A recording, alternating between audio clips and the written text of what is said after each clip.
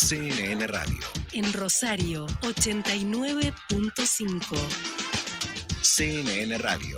Siempre del lado de la información. Muy bien, seguimos en CNN Radio Rosario, son las 10:44 de la mañana. Un clima que viene muy enrarecido, un clima político y social muy enrarecido en la Argentina, que esta semana que está cerrándose, desde el punto de vista hábil por lo menos, le metió un condimento todavía mayor con esto que sucedió con el asesinato del chofer de colectivo y lo que sucedió con Bernie. Lo que sucedió con Bernie en ese mismo momento y la primera reacción de él, y después cómo salieron a armar un poquito su estrategia política.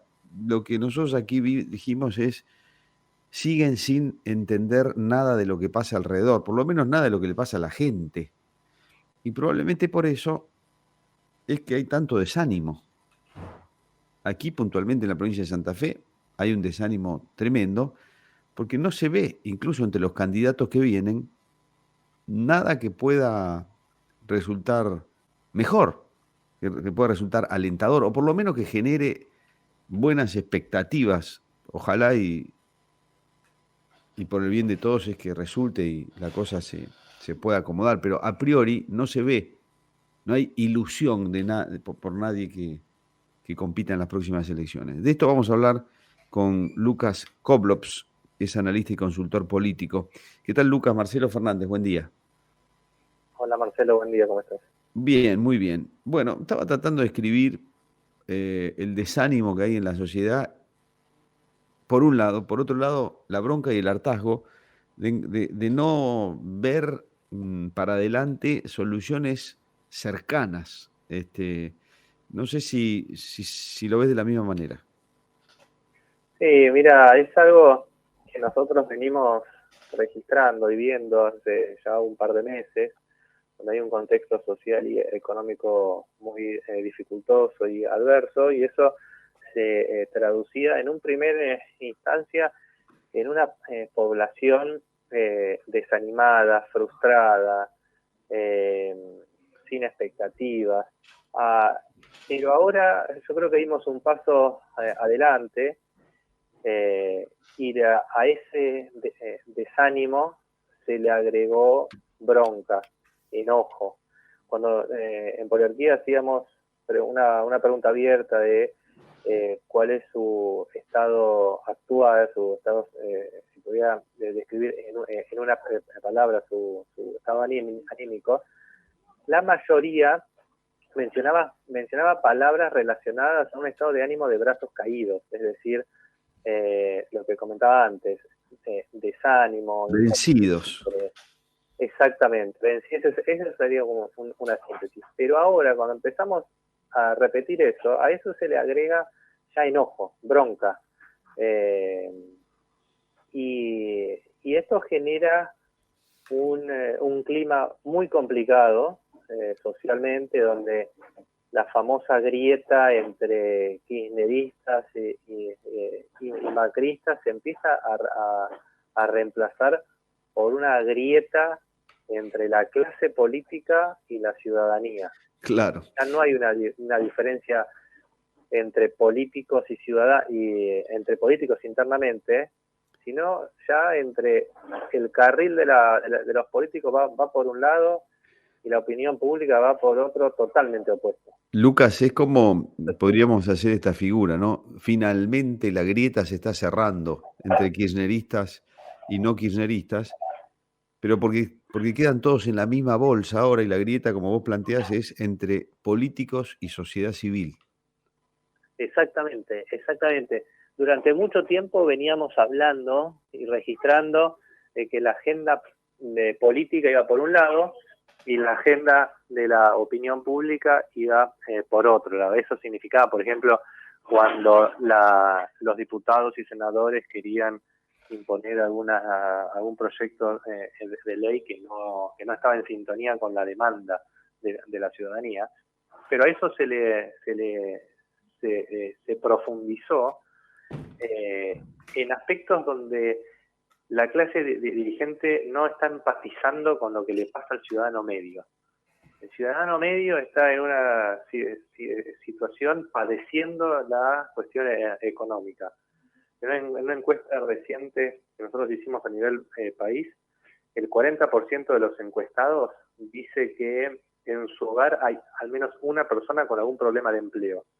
Ajá. Con problemas de empleo nos referimos no solamente a estar desempleado, sino también a no llegar a fin de mes, a trabajar menos de lo que yo Sí, quisiera. trabajos de baja calidad también, Lucas, ¿no? Exactamente. Y eso revela un clima muy complicado. Entonces, si los dirigentes no toman conciencia de esa situación, de que hay una ciudadanía que está padeciendo el contexto actual, esa grieta entre la población y los políticos se va a agudizar más y en ese clima vamos a ir a votar. Lo cual, Lucas, leía un paper de ustedes que decía que de esta situación el único que está sacando ventajas es Javier Milei.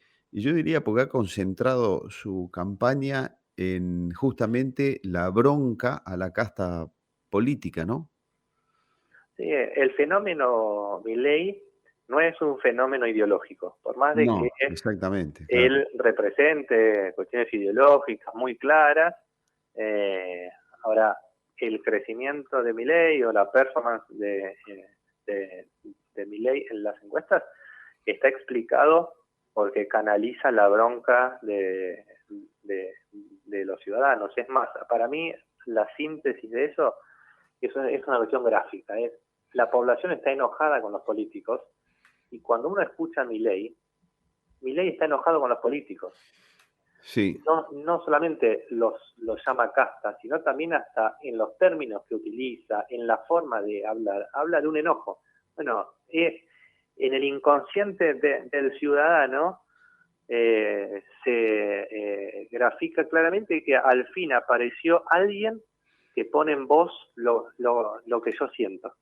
Mira, hay alguna, no sé si seguramente les ha pasado, a mí me ha pasado, cuando alguien dice, no, pero mirá, Milei, no tiene, que los equipos, que esto, que le cuestiona, dice, no, no, sí, yo ya sé que probablemente Milei no esté en condiciones de gobernar, pero que explote todo, ya me Bueno, cansé de todo esto. Esa es una figura que por lo menos a mí me ha tocado escuchar mucho. Bueno, y en los focus, en los estudios cualitativos que hacemos, empiezan a aparecer frases al estilo como esto, si no cambia desde arriba, no cambia más.